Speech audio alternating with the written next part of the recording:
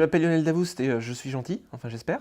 J'ai fait plein de trucs dans ma vie un peu bizarres. À la base, je suis ingénieur agronome spécialisé plutôt biologie marine, baleines et dauphins.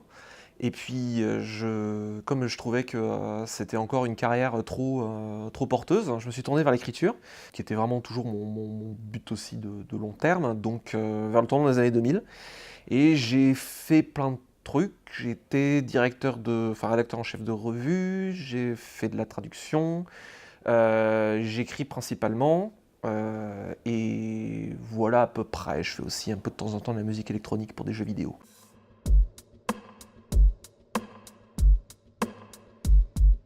Quand j'étais môme, j'ai vu ma mère écrire un mot sur un bout de papier. J'étais vraiment tout gamin, mais ça a été gravé dans ma mémoire. C'est pour dire à quel point j'ai une petite mémoire. Et j'ai vu ça, et la possibilité de laisser un message écrit à quelqu'un alors qu'il n'est pas là. Je me suis dit que c'était l'invention trop géniale du monde. J'ai absolument voulu faire ça, et je n'ai jamais été fichu de faire autre chose. La possibilité évocatrice de simples mots, et l'envergure que ça peut prendre dans l'esprit de quelqu'un avec finalement l'économie de moyens qui est juste le langage, quelque chose qui m'a toujours fasciné. Donc j'ai toujours eu envie d'écrire. Voilà, donc et je m'y suis mis vraiment sérieusement, avec des visées un peu plus professionnelles, vers 23-25 ans à peu près.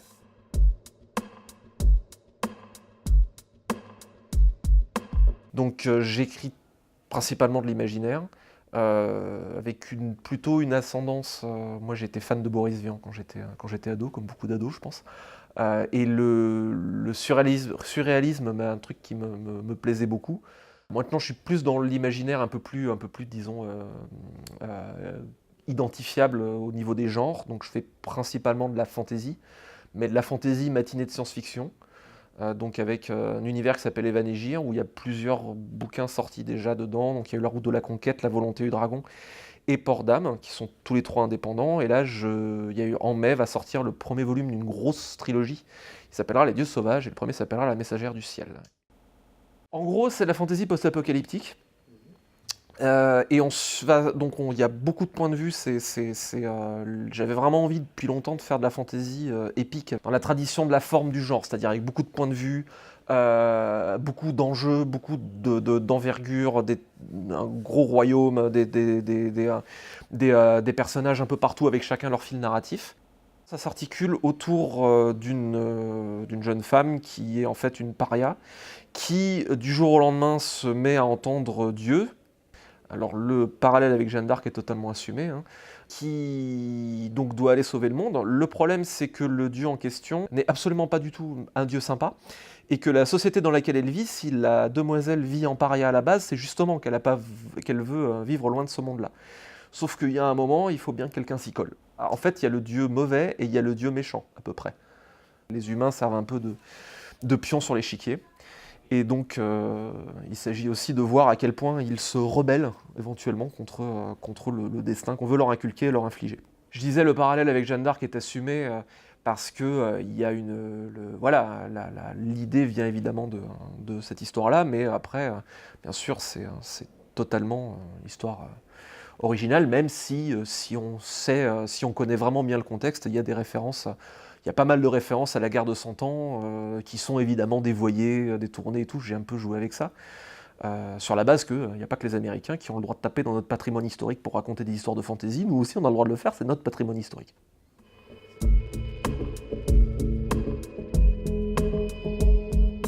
Je pense que toute personne qui écrit ou qui raconte des histoires, quand elle se met à écrire les trucs qu'il ou elle aimerait trouver et qu'il ne trouve pas. Donc du coup, il se dit, il faut bien que quelqu'un les fasse, et ça va être moi. Je pense que forcément, par nature, notamment quand on forme sa plume, on est attiré par les choses qui nous attirent à la base en tant que lecteur et au niveau des goûts. L'imaginaire m'intéresse parce que si on me raconte une histoire et si j'ai envie de me plonger dans un univers, j'ai envie qu'on me raconte un truc que je connais pas. Donc j'ai pas envie qu'on me parle prioritairement du réel sans jouer avec. Parce que le réel, je le connais un peu, je vis dedans. Donc voilà, alors évidemment, il y a des tas d'histoires, et des tas de destins, et des tas d'endroits que je connais pas, mais j'ai envie qu'on m'amène plus loin que ça encore. Donc l'imaginaire m'a toujours plu, parce qu'à la fois ça raconte une histoire, il y a l'aspect créativité, qui est que c'est sûr que quand j'ouvre un bouquin d'imaginaire, je vais aller à un endroit que je connais pas et que j'ai jamais vu ailleurs et que je verrai jamais ailleurs que là. Et en plus, l'imaginaire, en justement faisant ce pas de côté qui permet de parler parfois de problèmes graves et sérieux, mais en le faisant en prenant une distance avec les réalités, permet finalement, paradoxalement, de le traiter avec plus de profondeur. Donc c'est trop bien, donc forcément on a envie d'écrire ça.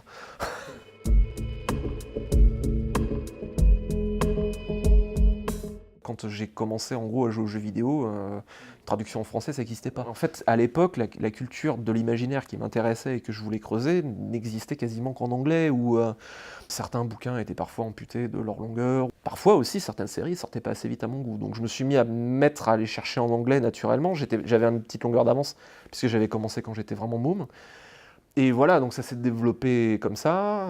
Je faisais du jeu de rôle avec des copains et j'avais envie de faire jouer des jeux de rôle qui n'existaient pas en français, donc je me suis mis à faire des traductions juste pour moi et mes potes. Et après, en arrivant dans le milieu de l'imaginaire et en me disant, voilà, j'ai envie de faire quelque chose là-dedans, et si possible de le faire professionnellement, bah, j'étais curieux de plein de choses et j'avais envie d'écrire, mais ça se limitait pas à ça, j'avais envie de faire des tas de trucs. J'étais rentré comme critique littéraire à dans la revue Galaxy, dans ancienne série à l'époque. J'ai demandé à faire mes premières armes, donc j'ai fait un test avec Jean-Daniel Brech qui était directeur des fictions anglophones à l'époque. Il m'a fait passer un test et il a considéré que c'était pas trop mal pour un débutant et que donc je pouvais peut-être en faire d'autres. Et puis voilà, de fil en aiguille, j'ai pris goût à l'exercice. Et j'ai été formé aussi beaucoup par Jean-Daniel Brech, Stéphanie Nico un peu, et aussi beaucoup Pierre Michaud de La Talente, qui m'ont aidé à faire mes premières armes, qui m'ont corrigé mes défauts de jeunesse. Et puis voilà.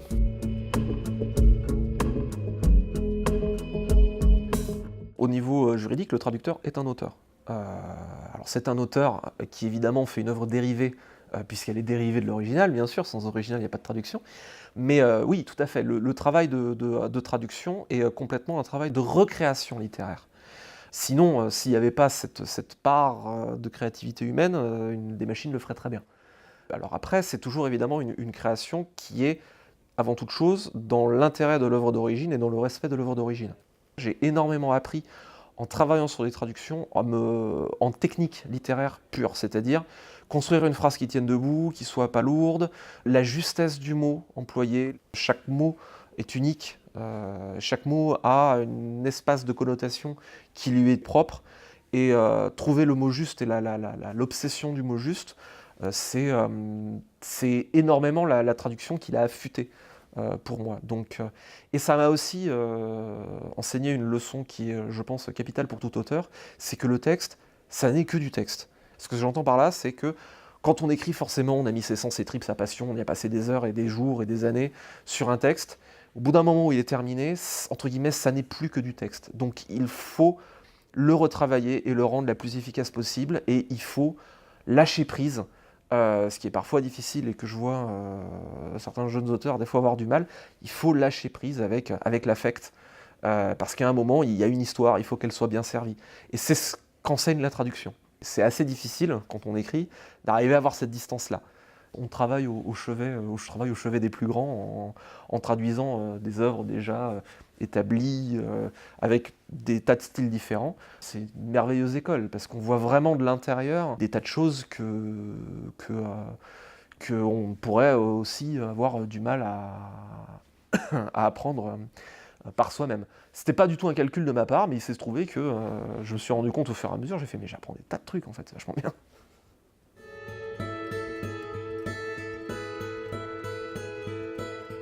De moins en moins, en fait. De moins en moins. Et alors, est-ce que j'ai des bouquins à recommander? Genre le dernier livre que tu as lu. Ça n'aurait strictement pas de sens, parce que je lis dans tout le spectre. C'est toujours la question qui me fait très peur, ça, parce que je bétonne ma culture sur des classiques. En ce moment, je sais pas, en ce moment, par exemple, je lis beaucoup de Roger Zelazny, qui est un auteur que j'adore, qui fait partie de mes maîtres à penser. Et voilà, mais c'est pas exactement quelque chose de récent. Par contre, c'est un auteur d'un excellent niveau. Il représente pour moi un bon équilibre entre voilà, le plaisir d'une bonne histoire et la profondeur de la réflexion et l'intelligence du jeu avec les mythes et tout. Donc, et ça ne fait que me rendre très triste de voir que quand je donne son nom aujourd'hui, personne ne sait qui c'est. Donc lisez Roger Zelazny, c'est vachement bien.